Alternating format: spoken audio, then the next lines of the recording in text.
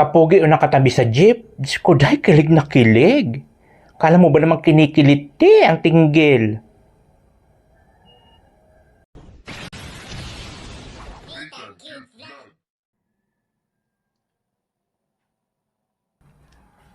Oy! Oy, sister! Ano na, kumusta na?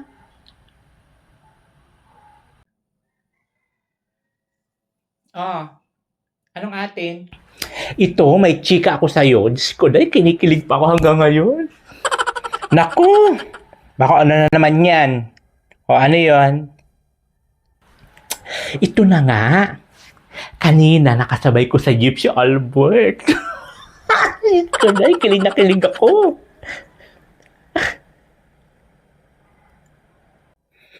Oh, talaga? Yung dun sa may dun sa may labasan? Yung pogi doon na lalaki? Oo, yun nga. Diyos ko, dahil kilig na kilig ako. Kasi sige ba naman ang tingin sa akin? Kunay, kilig na kilig tuloy ako.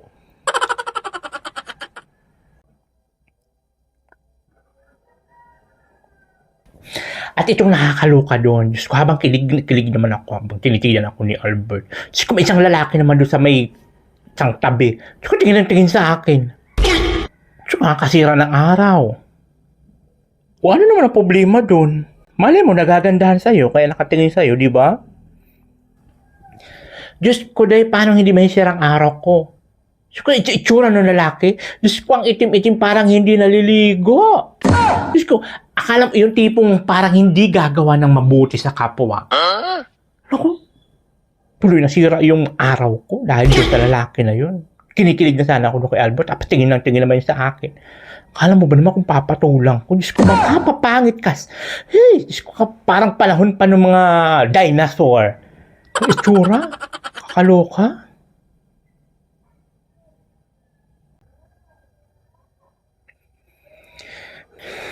O parang ilang taon nang hindi naliligo. Diyos ko, day. Hindi lang marunong maghilod-hilod siguro yun. Diyos ko, day, kakapangit. Kakasira ng araw. Oh, no! Naku naman talaga, umiral na naman. Ano naman problema doon kung may nakatingin? O bakit na naman? Nagsasabi lang naman ako ng totoo. Kasi yan ugali mo. Hindi ka pa rin talaga nagbabago. Ang hilig-hilig mo pa rin talaga tumingin sa panlabas na anyo ng isang tao, ano? Ay naku, totoo naman talaga sinasabi ko, di ba, na kitang-kita naman. Gusto kitang-kita sa pagmumuka pa lang, sa balat pa lang nun. Parang ilang taon na hindi naliligo. Siguro mga ilang inches na ang libag nun. Ay naku. Ako, tigil-tigilan mo nga ako dyan. Ang hilig mo pa rin talaga manghusga. Wala ka pa rin talaga pinagbago simula noon hanggang ngayon. Mahilig ka pa rin tumingin sa panlabas na anyo ng isang tao.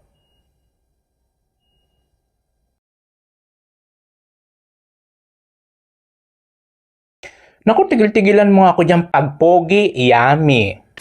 Pero pag pangit naman, mukhang baluga. Ganon?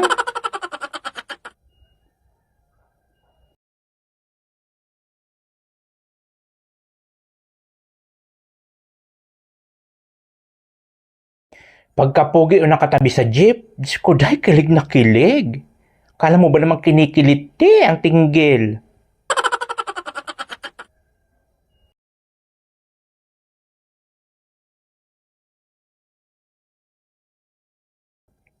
Pero pag pangit naman tumabi, Diyos ko, na isipin agad, hindi mapagkakatiwalaan, snatcher, holdupper. Minsan nililipat pa yung bag pag nandito yung pangit na tumabi. Ayusin mo yung ugali nyo.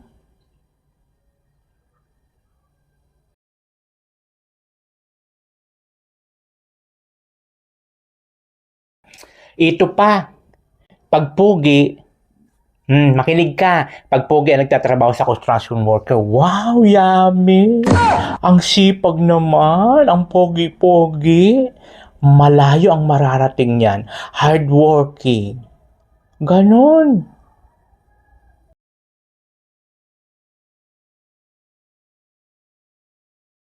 Tapos, pag pangit naman, sasabihin? Yan, bagay na bagay yan sa iyo, trabaho mo, construction worker.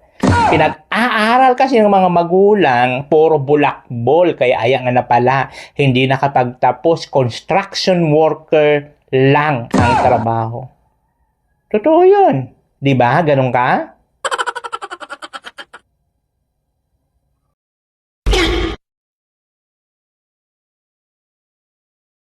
Tapos ito pa, pagka-pogi, yung nagpe-friend request, FB, naku, accept agad yan, kilig na kilig.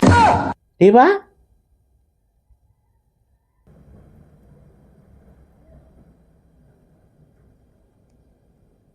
Tapos, pag pangit naman, makita agad yun sa profile picture na pangit. Naku, hindi pa nga ina-accept, block na agad.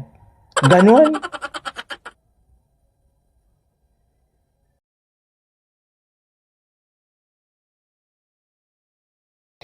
Ganon talagang kalakaran. Tignan mo ito pa ha. Bawa mag-apply ng trabaho. Di ba? Same lang yon, pinagtapusan na school kung saan man, di ba? Pugi ang mag-apply sa kayong pangit. O ngayon, yung pugi, sasabihin, balik ka agad bukas. Ayusin mo nga requirements mo, ganito, bla bla bla bla bla bla. Pero pag pangit naman, sasabihin, tawagan ka na lang pag may bakante. O di ba, asan ang hustisya? Uy, grabe ka naman sa akin. Hindi naman ako ganun. Ang lupit naman. Naku, tigil-tigilan mo nga. Matagal na tayo magkakilala, Day. Simula pa ng pagkabata, kaya bago-baguhin mo na yung pananaw mo sa buhay. Ayusin mo yan, pagpugi, yummy, ganon. Ang sarap-sarap, yummy. Pero pagkapangit, di ba pagkakatiwalaan? Mukhang berdugo. Tigil-tigilan mo nga ako dyan. Uy, naku ha, hindi ako ganun, nagbago na ako ngayon. Grabe ka sa akin. Naku, Hoy, kasabi mo lang kanina. Kasabi mo lang nung kanina sa jeep. Sabi mo yung isang lalaki na tumitingin-tingin sa'yo, maitim, baluga, mukhang hindi naliligo. Sabi-sabihin mo, hindi ka ganyan. Ay, naku.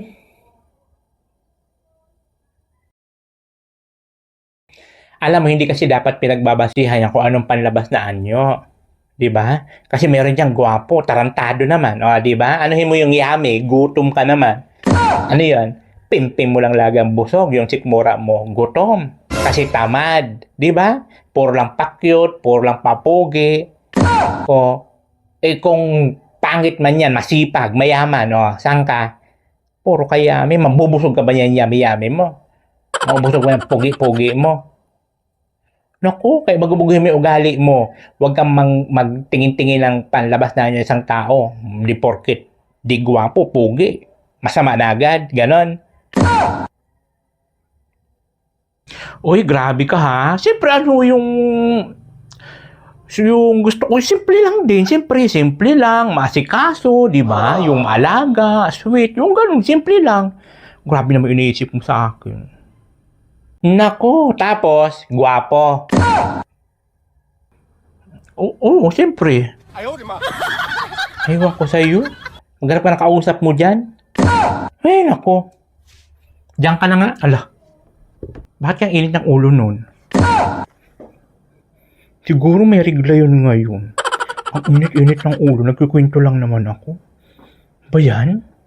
Ano kaya yun? Init ang ulo. Diyos ko. All natin cute vlog, ikaw ang